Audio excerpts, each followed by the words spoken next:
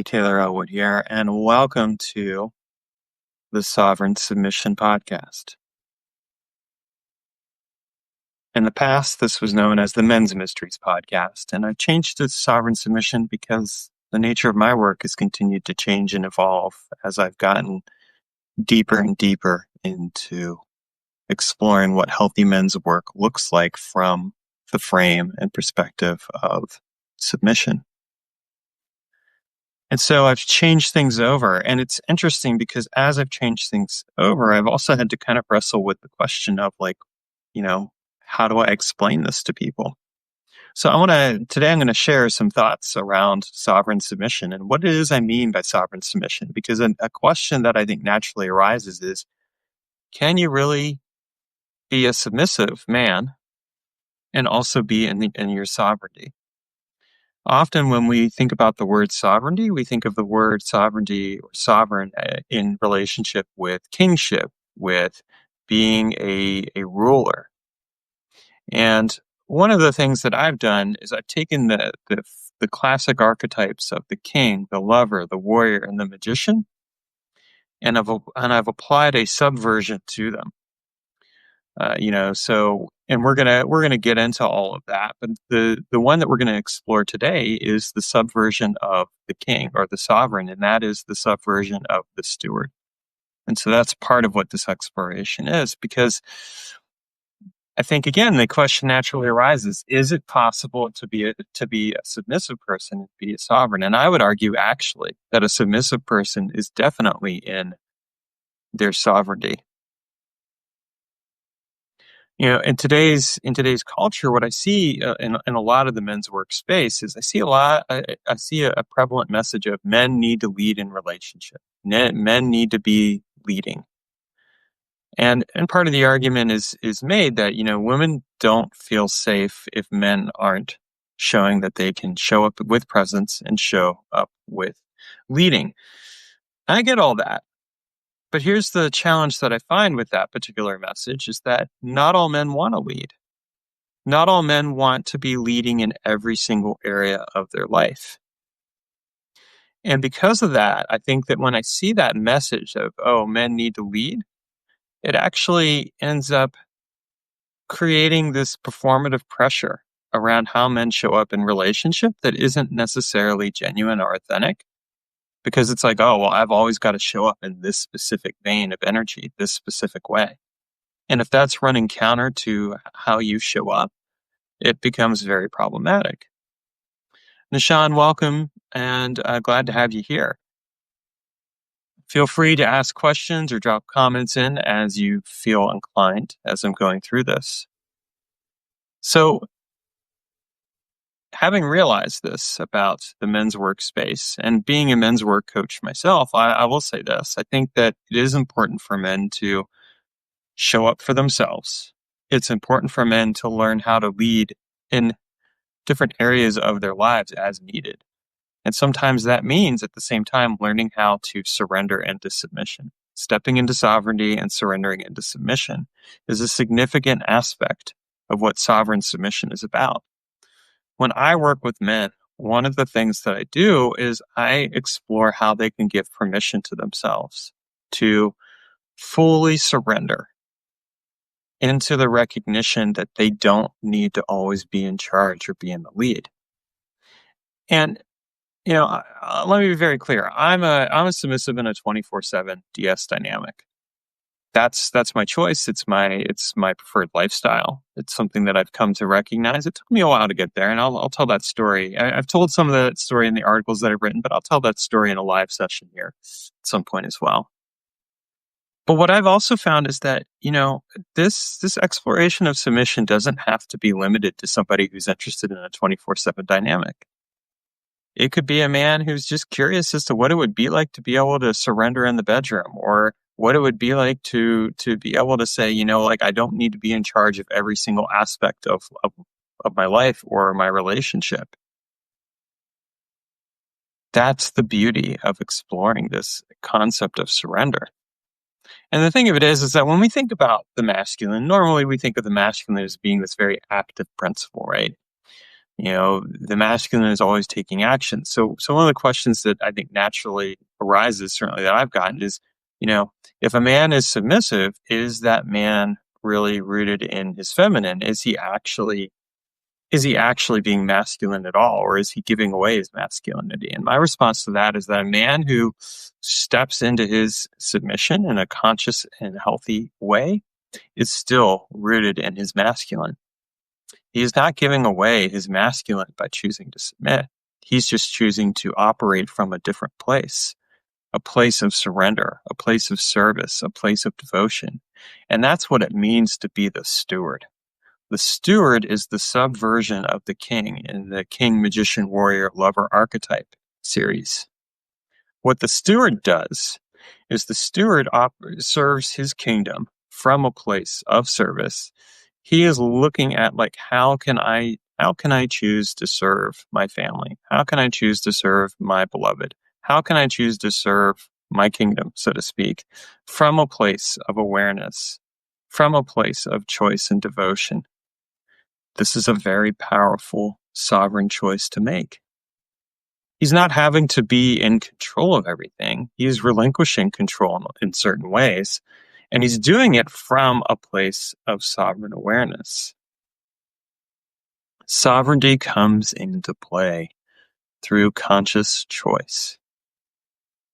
Now, I've seen DS dynamics go wrong. I've seen just men in certain situations where it hasn't worked out, but I've also seen that it's true for women. And what I've found, regardless of what kind of situation or whether it's a 24/7 dynamic or not, is that, quite frankly, if it's operating from a place where it's not consciously chosen, it won't work. So when we talk about stepping into sovereignty, what we're really talking about is stepping into that conscious awareness, that conscious choice, and saying, I'm choosing this because this is something that is genuinely healthy for me. I'm not choosing it because I'm trying to reenact old trauma wounds. I'm not choosing it because I'm trying to work out issues with my mom or my dad or whatever else. I'm not choosing this because there's something here that needs to be unpacked. Now, let me be clear, sometimes people will choose to explore something like submission from that place. And if they're doing it from a place of, like, I'm doing this as a way to explore a pattern in my life or to understand something better, all the more power to you. But I think that I think that it's really important to distinguish that as a temporary scene versus something that creates a longer term sense of commitment and devotion. And really what we're looking at with this work is a combination of commitment and devotion. The commitment is the decision to continually show up. It's saying, I'm committed to this. I'm going to show up each day. I'm going to continually act from this place of sovereign awareness. I'm going to choose my submission each day. The devotion is choosing the submission, and in the process, really choosing to trust the person that you are submitting to. And again, that context can differ. It could just be in the bedroom, or it could be in certain areas of your life, or it could be the full range of your life. It's up to you to decide that. And it may seem odd for me to say that. Like, what you're telling me, Taylor, is that it's up to me, the submissive man, to make that choice. Well, yes, it is. It's up to you as the submissive man. Let me be very clear. Regardless of what kind of relationship dynamic you have, each person involved is making a conscious choice. And it's important to respect that aspect of it. One of the things that I have in my relationship with my beloved is that I've given her my sacred yes and my sacred no. What does that really mean? Well, I've submitted to her, and I have chosen to fully submit to her in a 24/7 dynamic. And I've given her that sacred yes and that sacred no from a place of trust, from a place of sovereignty. And nonetheless, that is a choice that I still continue to make each day. And when stuff comes up, as inevitably it does, I will bring things to her awareness and attention. And I do it in a very respectful manner, but I also do it from a respectful manner toward myself as well as towards her. In my experience, healthy submission operates from a place of self-respect and self-trust. Can I respect and trust myself enough to make that choice. And I think that this is an area that I've noticed that men struggle with in general, regardless of what your orientation is and what your desire is. So if you're a man and you're struggling with trusting yourself and respecting yourself, this ultimately calls on you to really get clear. Can I respect and trust myself enough to go and make this choice? Hey, Jesse, welcome on here. Nishan and Jesse, if either of you have questions at any time, feel free to offer those up. I'm more than happy to answer any questions or comments that you have. So coming back to the matter at hand, what's really important is that we honor our ability to trust and our ability to respect ourselves at all times. I cannot submit to somebody else without first trusting and respecting myself. That's where the sovereignty element of this comes into play. And if I'm not operating from a place of sovereignty, then at some point, what will end up happening is that relationship will end up imploding or exploding. It'll go either way. Because what will happen is I will start to question and doubt myself. And if I question and doubt myself, I'm certainly not going to trust the other person. What I found fundamentally operates in place with any relationship is that if you do not trust and respect yourself, you really can't trust and respect somebody else. Trust and respect has to be at the foundation of every relationship. And the first relationship you need to have that with is with yourself.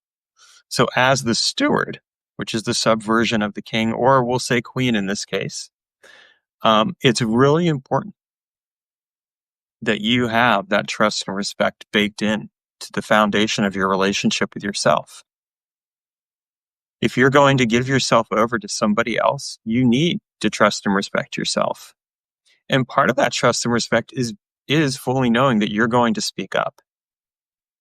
Let me be very clear here. When we choose submission, we are not giving away our sovereignty. We are stepping into it even further. We are not giving away our voice. And if somebody starts to play mind games with us, tries to get us to second guess, that's a red flag right there. That's a person who hasn't earned our submission. They haven't earned our trust. They haven't earned our respect. And that's really important to acknowledge. You are allowed at any time to say, stop, or to say, this isn't working for me. And I think really this is a very important element that isn't spoken to all the time. And I say this as somebody who isn't a 24/7 DS dynamic. This is a choice that I've made, and yet nonetheless, I will still bring stuff up. And I'm not doing it from a place of being adversarial. I'm doing it from a place of trust and respect. Trust and respect of myself, and trust and respect of my beloved. And really, she would want that from me. She expects it from me. Because if I'm not showing up in full sovereign awareness, then she can't know for sure that I'm giving to her my full devotion and commitment. It's as simple as that. And that devotion and commitment is earned by the fact that I'm willing to trust and respect myself as much as I'm willing to trust and respect her.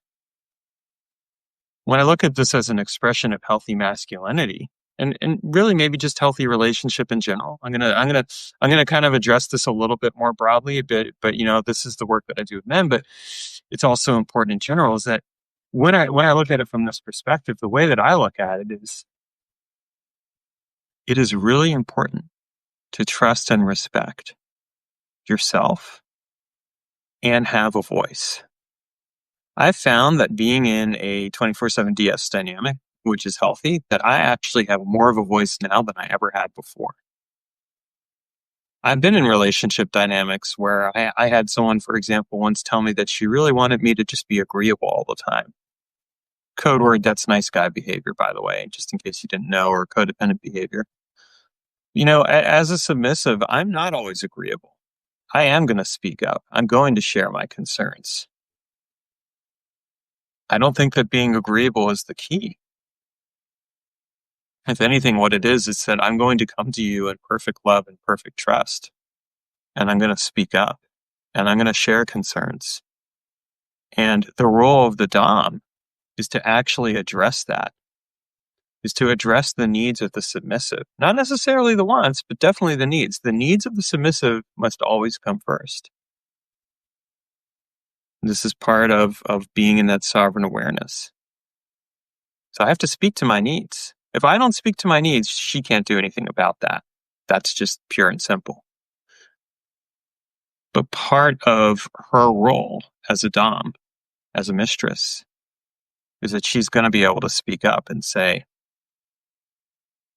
hey, I hear you. I hear your needs. I hear your concerns. I'm going to address them. And that's an important element that has to be understood and explored. In our own relationship with ourselves, can I voice the needs that I have? Can I voice when I have concerns? Can I voice when something isn't feeling safe? So, submission isn't about rolling over and saying, nope, here I am with my belly laid out. You can do whatever you want. Anyone who thinks of submission in that way is not fully understanding what submission is. Submission is surrender. But that surrender is earned. It is earned through the mutual trust and respect that is had by all people involved. And that can only happen when the submissive is being vocal and clear about what their wants and needs are.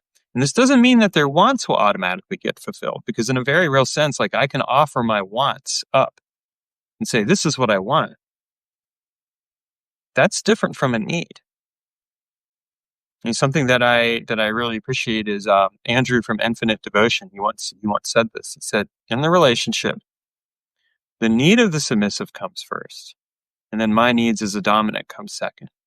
But my wants as a dominant come first after that, and her wants come second. And as a male submissive, I would say that I agree with that. It makes sense. My needs definitely need to be addressed. And this doesn't, and I can't just go and flash the need card any and every time. That's not what I'm doing. What I really need to do is I need to be in touch with what my needs are. If I'm saying, for example, I need some reassurance here, there's some stuff coming up, or I'm feeling really challenged in this way, okay, that's something that needs to be spoken to and addressed. We can't move forward if that's not addressed. But when it comes to wants, well, that's a different story. I could say, I want this thing. And she could say, well, no, not today. Like, I might say that, I want to have this type of experience with you. And she might say, no, not today. I'll decide when I want to do that. And that's part of the delight of submission, is that in a very real sense, we are giving that over to them and allowing that to occur. But the need, like if I say that, for example, I need food as an example, well, I would want to think that the person would say, you know what? Yeah, let's make sure we get you fed. And granted, some of that may be that I need to take care of that need, which is one of the reasons why I'm perfectly good at cooking food. But I'm sharing that as an obvious example because I think it's really important. We are not surrendering our autonomy or our free will when we choose to be submissive. What we are doing is we are surrendering our wants in sacred trust. And we are opening ourselves up to the wants of the other person. And at the same time, we still, throughout the entire time, have to be in touch with our own inner sense of sovereignty. To be of service and to serve somebody else from that place of submission is nonetheless to be in a place of sovereign awareness and power. I am choosing that consciously. And I'm choosing that with the understanding that if something strikes me as off, I'm going to speak up.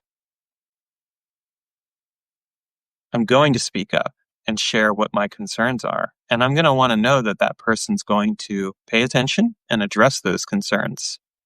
Because if they don't, that's a red flag. And at that point, that's where I'm going to start evaluating that relationship and saying, is this healthy for me? Healthy submission is always, always, always about honoring your sovereign awareness and presence, first and foremost.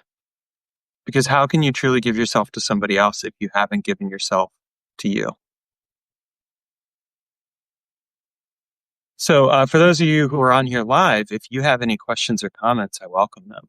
I know I'm dropping some interesting stuff here, and I'd love to hear your thoughts. If you have any thoughts, comments, if you're kind of like have any wonderments. One of the other things that I want to share with you is that I've recently come out with um, the Sovereign Submissive Blueprint. This is a free guide, and I do offer a complimentary session, one-to-one session, where we get to actually talk and connect.